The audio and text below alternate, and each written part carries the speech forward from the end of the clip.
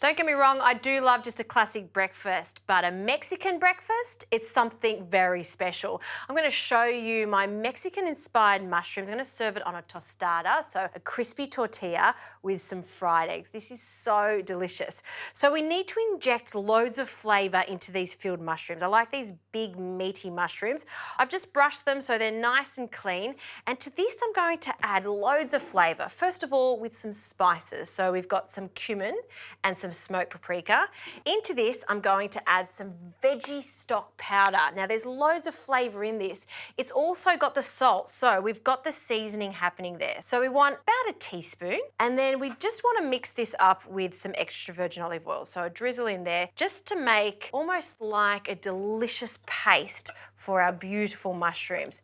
So combine that. If it looks slightly concentrated, just add a little more of the oil just to loosen it up. So no pepper needed, no salt needed. That right there has loads of flavour. So we'll just drizzle this yummy oil straight over our mushrooms, about a tablespoon each. So I've preheated my oven. It's around 180 degrees, and these can go in for about 10 to 15 minutes or until they're cooked perfectly.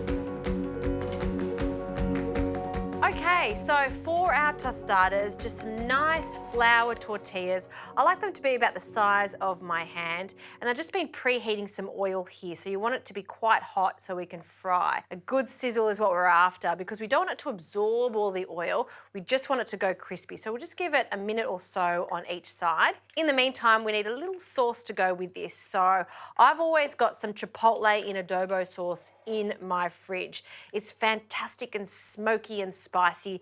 It's a great sauce to go on anything really, but really good with the mushrooms. So we'll add that into a bowl along with some mayonnaise. And to give it a bit of a zing, good old lime. So we're just going to zest the lime.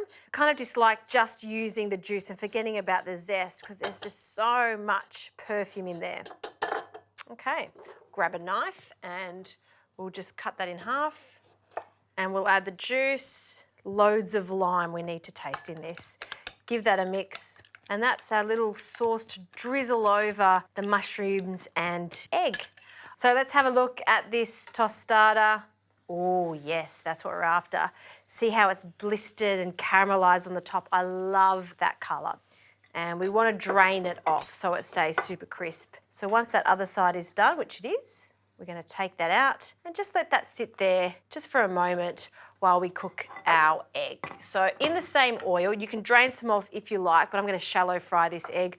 We'll crack our egg straight into that hot oil and we'll just let that cook. Always with eggs, we just want to season that, so a pinch of salt over the top and we'll let that cook. So a few little extras to add to these gorgeous tostadas. I'll add avocado, so we'll just cut a nice generous wedge out of that, along with some sprigs of parsley for some freshness. Now this is weekend cooking, so I, particularly on a Sunday, love to make a new style of breakfast just like this, and also a little bit of feta that will garnish. So this egg is ready. I'm gonna go check on my mushrooms because I can smell them and I think they're ready. Oh, they smell so good. Look how perfectly cooked they are. Just right. Look at this egg too. See how it's blistered, a bit crispy on the outside. That's how I like mine. So to plate up, a nice vibrant Mexican-inspired plate. I'll grab my tostada, we'll pop that onto the plate, just press it down.